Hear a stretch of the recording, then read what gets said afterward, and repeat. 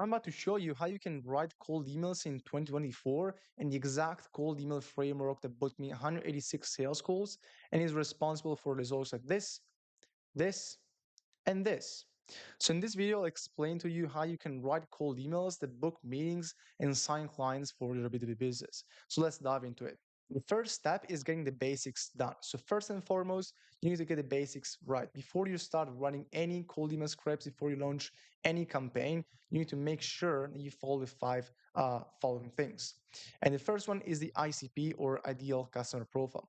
This is basically who you're going to target, and you need to have a clear understanding of who you're going to target in your ICP before you write anything about it, before you write any cold email campaign or any cold email scripts. And that's why I always recommend to start by building a lead list of your ideal prospects first and then write the copy afterwards. Because you first need to understand and make sure you know who you're going to reach out to. The second thing is a specific problem. You need to start by defining the problem you're solving for your ICP. So once you've defined your ideal customer profile, you want to define the problem you want to solve for them, right? Because the problem is a determining factor of whether your cold email campaign will succeed or fail, right? There's no AI personalization, fancy stuff that can save your campaign if you're not solving a problem that is painful enough for your ideal customer profile. Because as I say here, cold email is not going to save your business from failure. If your product is not solving a problem painful enough, it's just not going to work. The third thing is the offer or solution. Basically, you need to define the offer or your solution or your product that you're going to use to solve the problem of your ideal customer profile. And you want to frame it as a solution to your prospects' problems and pain points, right? You want to ask yourself, what are you going to do to help them? How does your product solve their problems? The fourth thing is the lead magnet. This is optional, but actually it significantly increases the meetings that you book from cold email if you get it right. So a lead magnet is like an offer, but with a lower commitment and a lower cost than your typical high ticket service. If you want to use a lead magnet, make sure that it solves a specific problem, not a broad problem, but a specific problem, and is also free or cheap. Remember, the sole purpose of having a lead magnet is to get the prospect on the call and get them to trust you, right? From there, it's much easier to actually enter a sales conversation, obviously, after you've delivered your lead magnet, where you can discuss about your service. Because over cold email and over cold prospecting, really, prospects and people don't really trust you because they've never heard from you. So if you can give them a lead magnet or a sales asset or something that is valuable to them, that solves a specific problem to them and gets them a benefit for free or for cheap, then the trust that they have on you is going to massively increase. And also the chance of you selling something to them or selling your high ticket offer to them is going to increase massively. The last thing you want to define is the proof, right? So have you done this for others? Have you done this for other clients? What results you've gone to them? Case studies, client interviews, testimonials, results, campaign screenshots, whatever that can demonstrate your expertise and your authority in the niche and demonstrate your actual proof, right? So, have you solved the same or similar problem to another company? Define tangible results that you got to a client. This is really what social proof is. And the more relevant and similar the client is to the prospects you're reaching out to, and the more similar the problems that you solved to your past client are to the problems that you're leveraging and you want to solve for your prospects, the higher the conversion rate of your cold emails will be, right? So once you've defined those things, you can move on to actually writing your cold email copy. So step two is picking a framework and writing the cold email script. Now, there's a ton of different frameworks that you can choose from, but this is the framework that has worked for me and has booked me over 186 sales calls, right? The framework is paying question that solves a problem, offer plus mechanism. So basically how you're going to get in the result, proof, which is usually a case study, and then call to action. So let's explain each part in detail, right? Paying question, the first sentence is a question. It is designed to basically leverage the problem the prospects have and that we are solving, right? I like to use the Poke the Beer questions by Josh Brown. I also left a link here if you want to check him out. But simple questions like, are you having this problem work as well if your ICP is very dialed in, right? So with the first sentence, we're just trying to capture the attention of those who experience the pain point that we're solving. Because really with the first sentence, the first line of your cold email, you just want to get their attention because If you think about that, when people and when your prospects scroll through their inbox and they will all read their emails, what they will read is the preview text, right? So the preview text is going to be the greetings, so hi, first name, and then the first line. They're going to see the first line, they're going to read the first line, and based on that, they're going to decide whether they want to open your email and actually read the entire body of your email, which is what you want, or not, right? So with this sentence, we're just trying to capture their attention and make them click on the email. So the second thing is the offer plus mechanism, right? So after you've defined your pain question, after you've written your pain question, we need to go straight to the offer, which is the exact solution to their problems, right? Because people have a short attention span when reading their emails, which is between 3 to 5 seconds, really. So we need to immediately give them the solution to the problem they are having, right? Because if you don't do that, well, if you just write some more random stuff in the email, you don't get to the point, you don't get to the benefit that they will get by working with you. Well, guess what? They're just going to close the email and probably drag it in the spam folder, right? So that being said, everyone can send an email saying that we will solve you this problem, we will get you this benefit. So you need to justify your claim by including your unique mechanism. This is super important, especially in 2024 and beyond, because there are just going to be more and more competitors that want to solve the exact problems of your ideal customers. And those are just going to use the same claims and the same benefits. And we're going to say the same things, right? So, really, what's going to make you stand out is the actual unique mechanism that you use to get them those results. But everyone says to use a unique mechanism. The mechanism does not mean just saying with our unique XYZ system or just using a fancy name for it.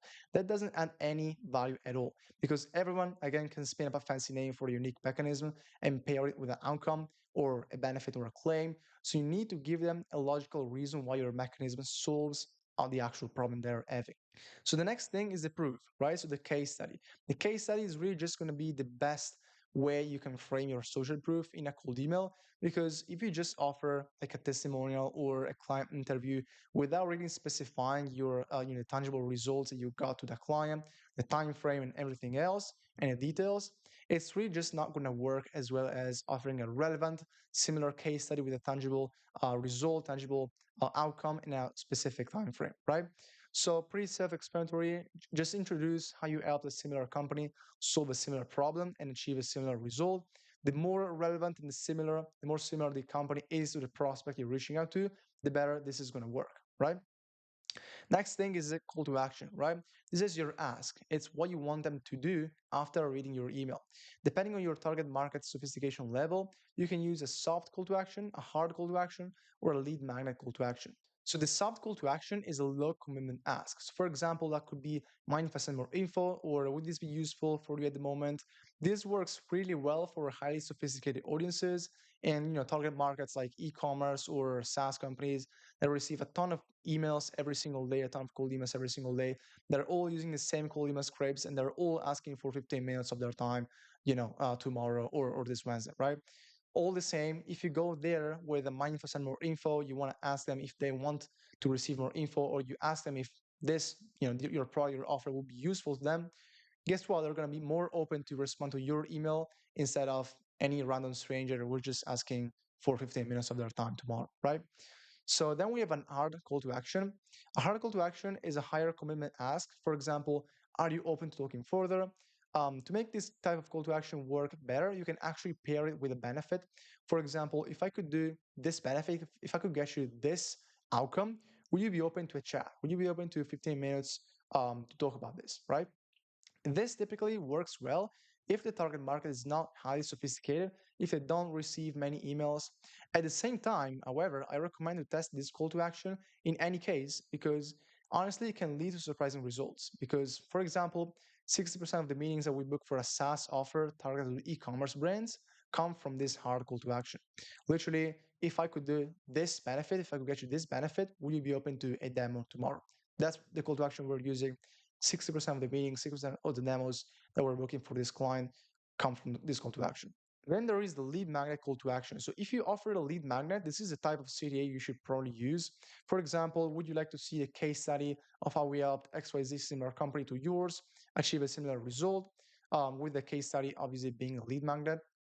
Again, recommend testing offering a lead magnet versus not offering one because some audiences might react well to the lead magnet, but some others might prefer the direct pitch offer, where you just go there, you state what your offer is, you state what the problem that they have that you can solve, and you ask for a demo, or you ask them for, if they want to receive more info, right? Side note about cold email, don't stress too much about testing the subject line. Everyone and every cold email guru you listen to online will tell you to A/B test your subject lines. It is actually the factor that matters the least in cold email. And I ran a test to prove this is true. This is actually not the only test that we run for subject lines. And we use different subject lines, completely different subject lines in each variant. And the script and everything else was the same. Targeting was the same. Lead list was the same. The difference was only the subject line. And as you can see from the screenshot here, the difference in open rates is really insignificant. So 70%, 69%, 70%, 72%, really not worth it to test the subject line. What you should be focusing on in the beginning when you want to do A/B testing is really just testing the offer if you haven't done it yet, testing the pain points that you're leveraging and you're solving to your potential prospects, testing the lead magnet if you want to use one, and testing a call to action.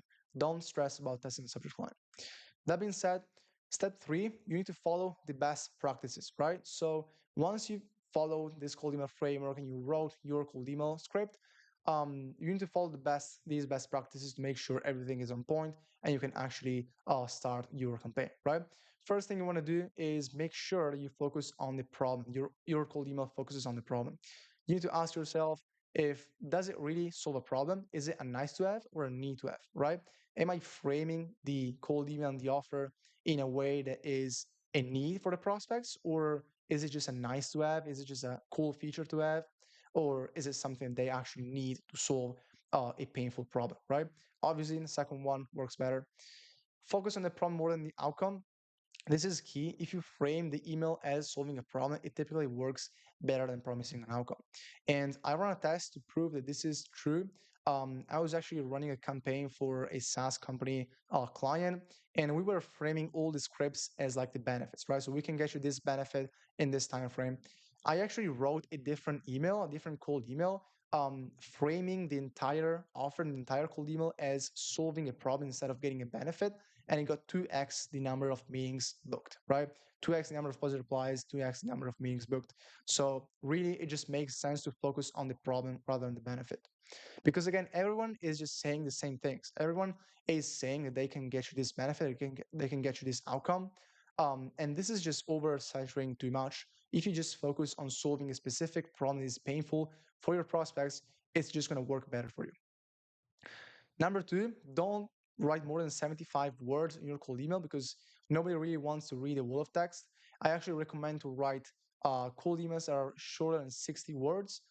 75 words is fine. Don't go more than 75 words. Number three, would you respond to your cold email? This is a question you need to ask yourself. If not, you need to rewrite it. An actual tip that I can give you is in really any cold email sending platform you're going to use, there's going to be a setting or a button where you can basically send yourself a test email. So do that, receive a test email, and then go to your inbox, read the email, and see and decide whether you would respond to your cold email or not, right? Bonus point, if you send a cold email to others like friends, relatives, if you have friends that run businesses, even better, ask them if they would respond to the cold email, right? If they wouldn't, then you probably need to rewrite it, right? The fourth thing you need to ask yourself is, do prospects actually believe you, right? Is the social proof relevant in the first place? Are you even using a case study? Are you using social proof in the first place in your cold emails? And how relevant is that social proof to them, to the prospects you're reaching out to? Because, for example, if you are reaching out to e-commerce brands and you are leveraging a case study of how you helped a SaaS company, well, that might not be relevant as needed, right? Those e-commerce brands will not resonate as well to that SaaS company case study as they would to a case study of how you helped a similar e-commerce brand, right? And another thing is, if prospects check your website after receiving your email, will they see social proof and will they see case studies? That's why it's super important to, first of all, redirect your domains, your outreach domains to your main website or your landing page.